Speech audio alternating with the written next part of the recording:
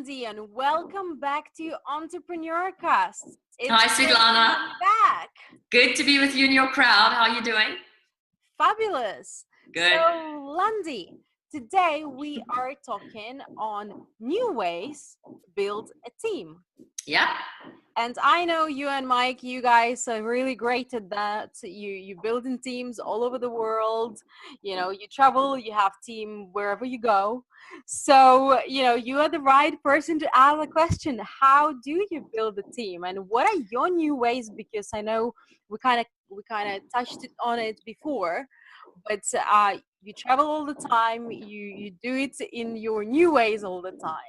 Yeah, Svietlana, it's exciting for me to think of the idea of building team, because many, and especially entrepreneurs, do have startup businesses, and they really, that step from I'm the only one to now I need someone on my team cause a massive block for entrepreneurs, and it holds them back massively, because a lot of entrepreneurs still believe that the only way to build team is to go and employ a person, which I really do not necessarily encourage, simply because of the cash that's flowing out of your business, and for a lot of other reasons, So we build team. We at the level now where we have the employees, but we're building teams in different ways, even though we have employees, and get different opportunities out there for people to help you. You see, if you don't have the focus as an entrepreneur of building team, then you're going to hit a glass ceiling at some stage. Your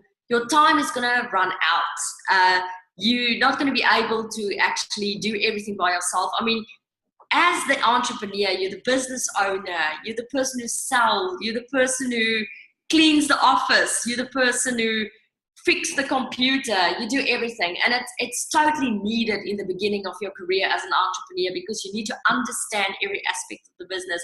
But then it comes to a point where you have to start delegating and have to start looking at team. Now, I'm going to give you a few options, and I'm going to give you the ones that really, really work well for us.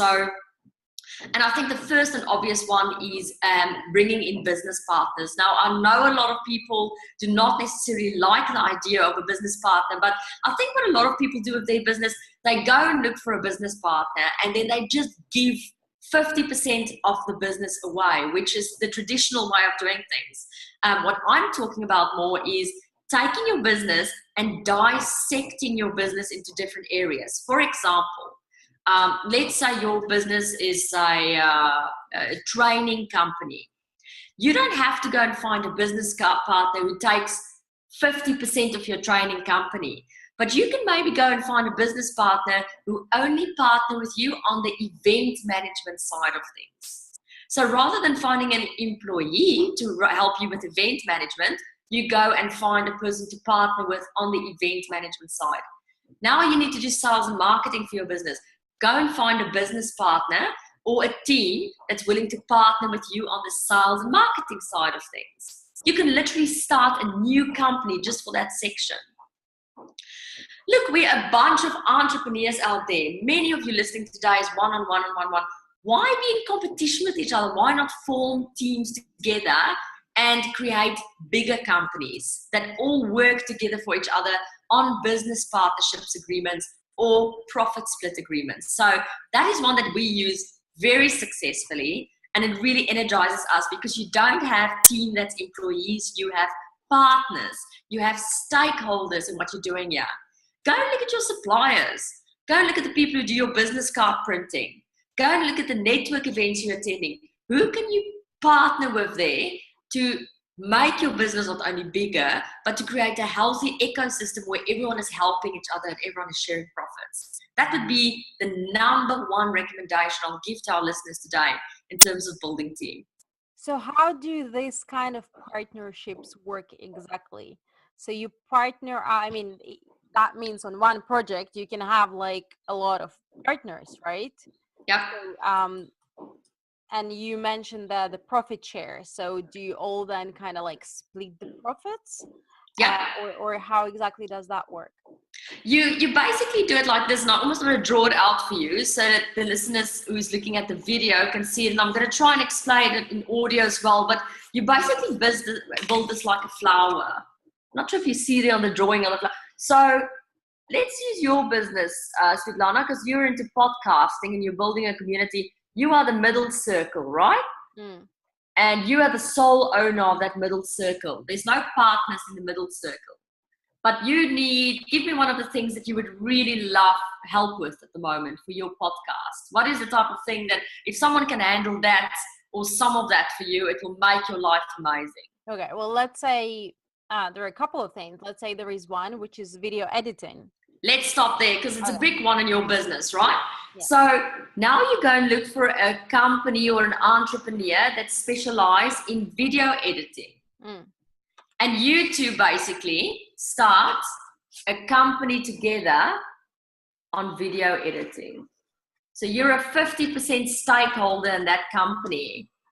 So that means that you can actually give them your work and they edit the videos for you, but then you also help them with your podcast to get them other clients whose videos they can edit. So on the sideline now, you're building a video editing business because it's going to benefit what you're doing here in the middle. Right.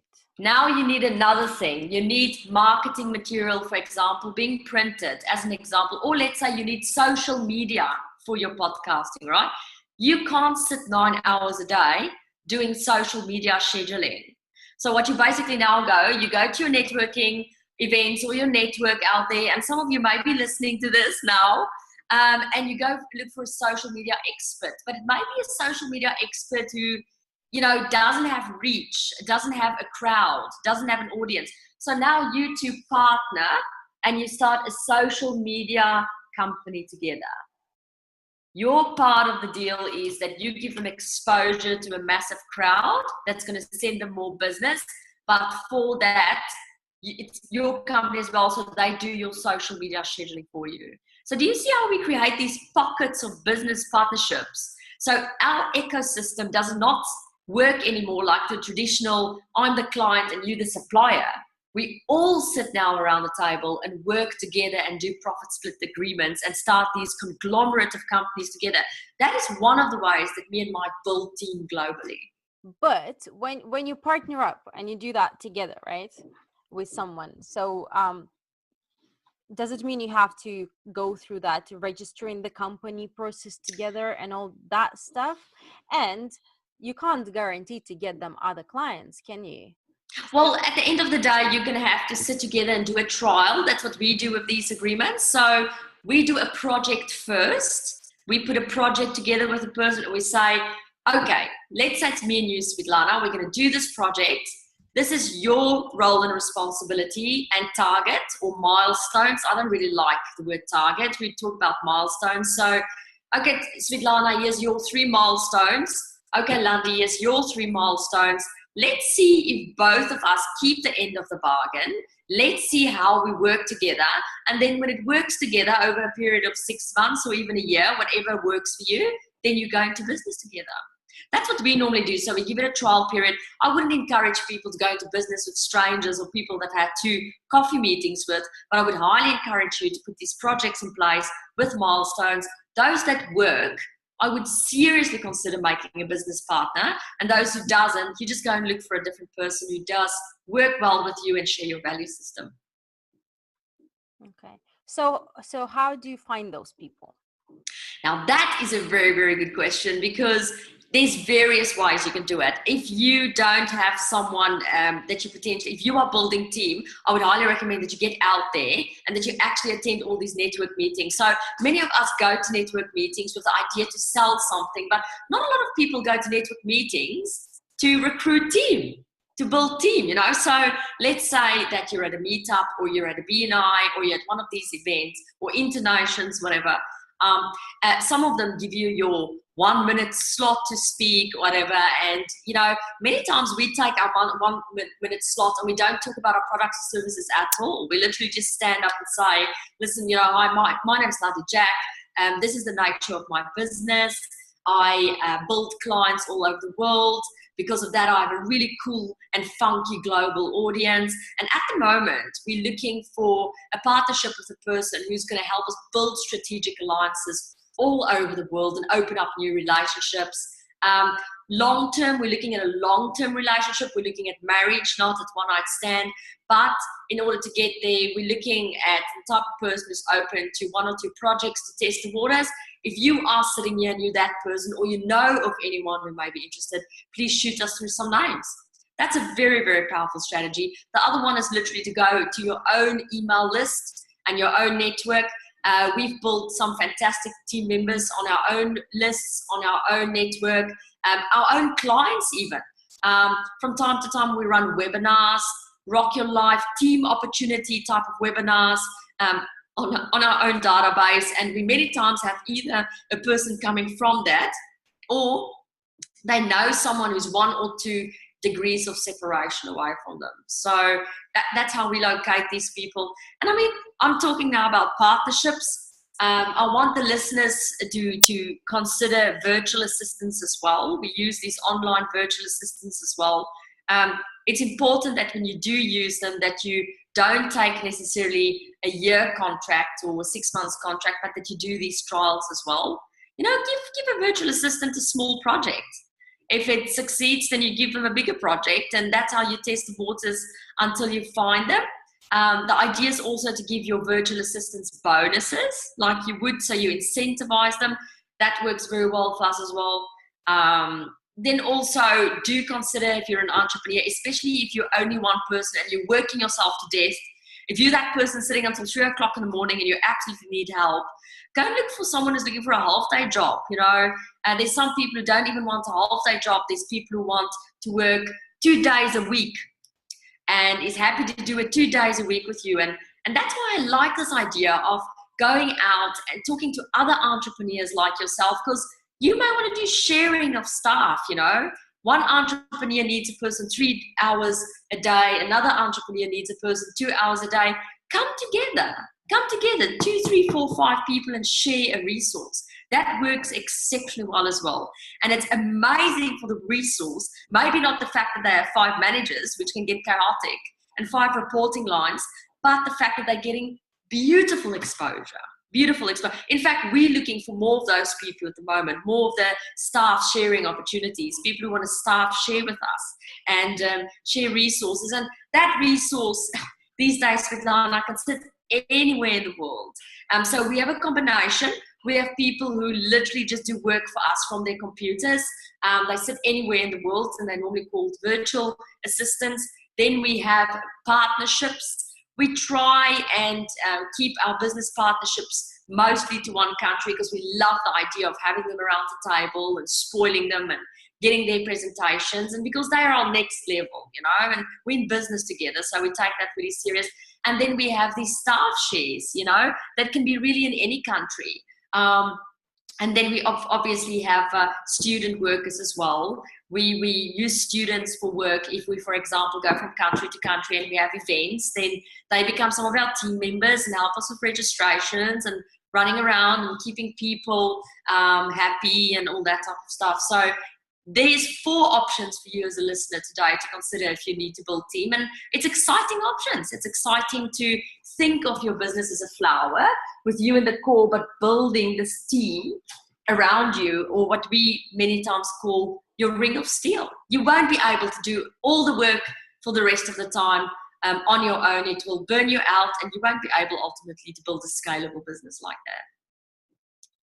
Awesome. Well, thank you for sharing that, Landi. Do we have the bullet points that we can go through? Yep. If you're listening today, I want to encourage you to start thinking of your business as bigger than you. Start thinking of team. Start thinking of the fact that you have to actually grow this business, because the more you're going to grow it, the more you're going to have reach, and the less you're going to get burnt out. So number 1 would be to go and draw a flower.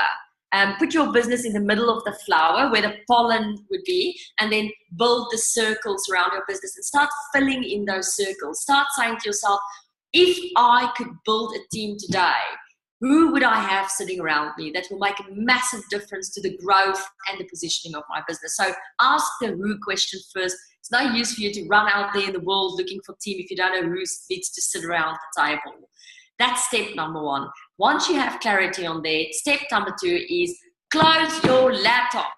Get away from your computer. Go out there and mingle with people. Go network. Go have coffee meetings.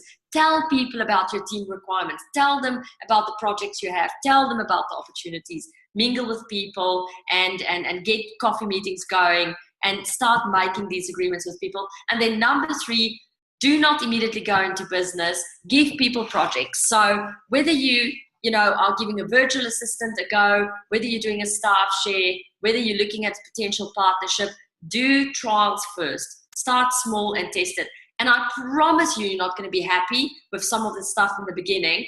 People's going to come and go. Accept that as a fact of life and accept it as a fact of entrepreneurship. Sadly, I've seen many entrepreneurs that, they try one virtual assistant and one project, and then they go, oh, people's just disappointing. I can never work with people. You're not going to build a team with that mindset. So understand that 50% of the people you're going to trial is going to work. 50% of the people that you trial is not going to work. Accept it. That would be my top 3 bullet points for our listeners today. Go and get yourself a team. Awesome. Well, thank you, Landi. That's been amazing as always. Let's build up some teams. Yes, let's do that. Have a lovely day, Svietlana. You Bye. too. I'll see you next week.